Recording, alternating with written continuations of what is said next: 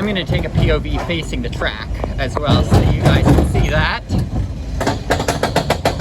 It's an L&T Systems, same company that did the one that was previously at Lake Winnepesaukah in Georgia.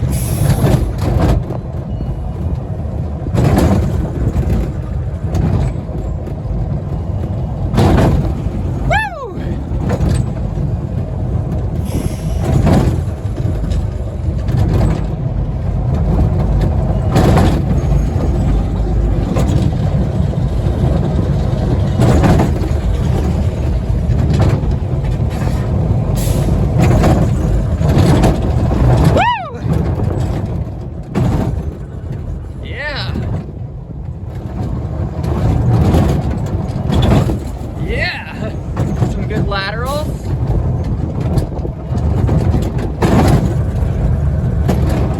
I love that ending. I love that ending.